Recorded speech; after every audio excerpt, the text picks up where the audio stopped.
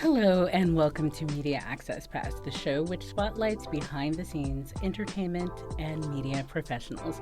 I'm your host, Crystal Johnson, and for the majority of my career, I have worked behind the scenes. So I come from a place where I understand where the guests are coming from, and I have a lot of reverence and empathy for the jobs that they perform. Today we have Byron Linnell Edwards, a triple threat, perhaps even a quadruple threat, with an impressive influence in media, the visual arts, and wellness, and I hope to touch on all three. He's most recently served as the head of social impact for the Shade Room, where he was responsible for the massive political initiative in 2020, social impact partnerships, philanthropic giving. He's also previously managed press and even social media initiatives at companies including BET, Rock Nation, Color of Change, and the American Black Film Festival. I get to brag and say this remarkable young man is my cousin. Welcome and thank you for joining us for the Media Pass podcast. So, Byron, I like to ask people about their humble beginnings. You grew up in Virginia, and take us through the journey from George Mason University to entering into the media world.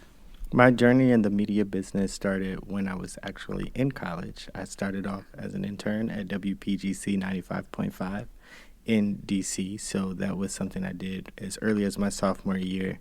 And from there, I went on to work at a company called AOL. AOL was an internet service provider, very ancient now, so I'm telling my age. However, I was able to work on the AOL Tickets team, which was a promotions team. So it allowed me to not work directly with the entertainers, but I got to work with the companies behind the entertainers and write copies and learn promotions and how to sell and engage users online in order to attract them over to, at that time, it was the Ticketmaster hub. So working alongside Ticketmaster to drive ticket sales through our AOL platform. Okay. Well, what did you find most fascinating? Like, I find that when you are kind of working through college or having the benefit of becoming an intern, something is grabbing you and it's steering you in a direction that's of attraction. What was that for you? It's just the fast and quick nature of it all. As I get older, I realize that I love the concept of anything live. So live, it kind of happens. So you may be in the middle of the stress and you may be in the middle of the pressure, but it ends, and it ends pretty quickly. So you do a lot of work that leads up to maybe 1 hour or 2 hours, whether it's a concert or a live show or podcast. But once it's over, you're on to the next one. So I kind of like that concept of work. And what would you suggest to anyone who thinks they may want to go into that line of work? Are there any warnings of reality that they should take away? No real warnings. I think that if you want to go into an area of work, you should definitely explore it. But I'm always telling people now, especially younger people, is that all of your passions and all of your hobbies do not have to become your career.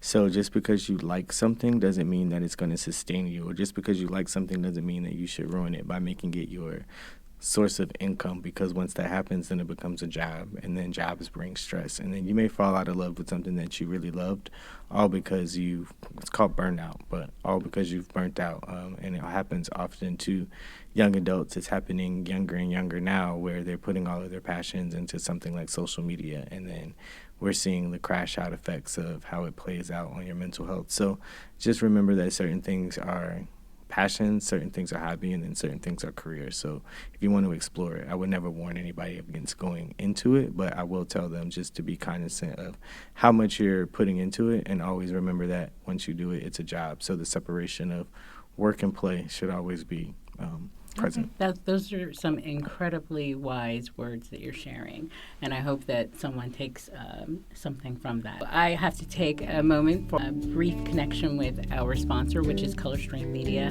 which is a website that focuses on people of color behind the scenes and their friends who are interested in helping them advance telling those stories. So again, I am sitting with Byron Linnell Edwards, and you say you have a digital strategy with a focus on the intersection of entertainment and social good. So can you illuminate on that? When I say the intersection of entertainment and social good or social impact, all that's really saying is it's melding the two worlds together. So when you think of entertainment, you think of that fast-paced, the hustle and bustle, whether it's music. In my case, it was working in entertainment PR. So I was behind the scenes, but responsible for booking the interviews with the artists, with the actors, with whomever we were helping publicize on a press tour, sometimes on the show, doing time codes at an award show, red carpet. So it was just the hustle and bustle.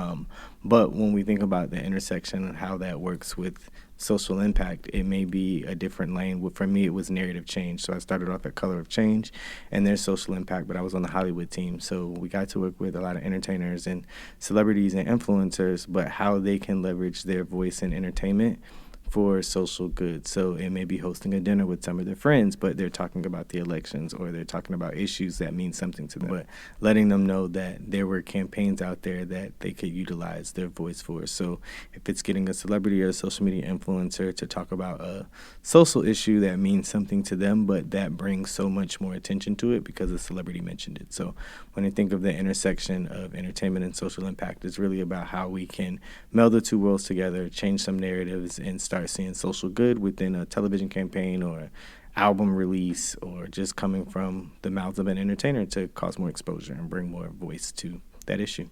Okay. Well, I can see that being meaningful for you because you are a person of quality, a person of character. So I can see that is something you could attach to and not just the glitz aspect of it, just being able to channel how all of that can be used for the good. So I love that.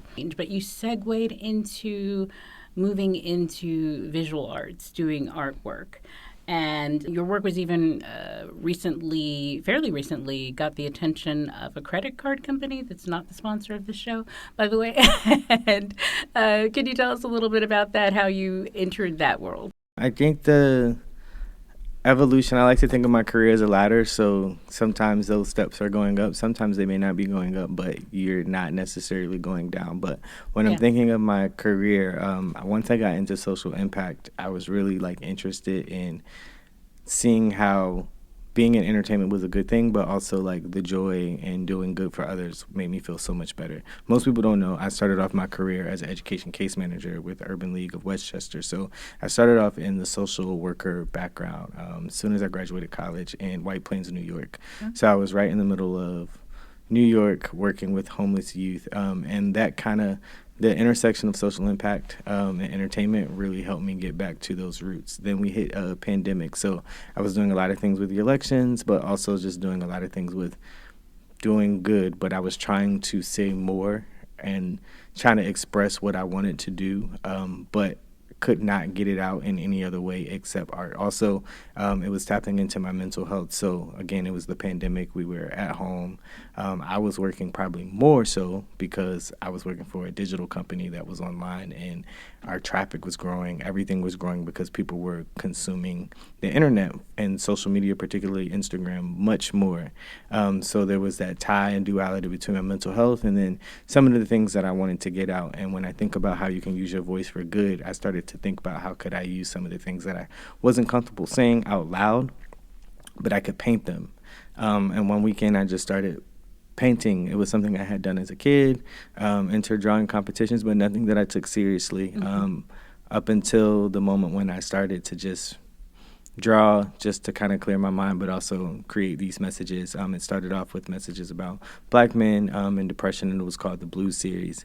From that, it got the attention of a friend who is an artist that is pretty celebrated. And when they saw some of my work, they started asking me who did that. And it was always me. It was like, oh, I did that. Oh, I did that.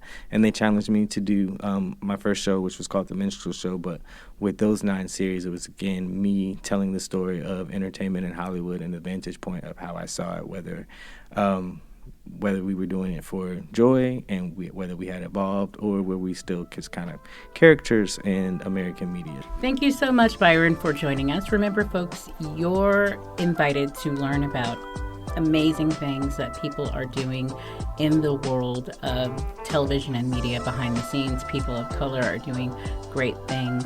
So make sure you subscribe and join us next time for Color Stream's Media Access Podcast.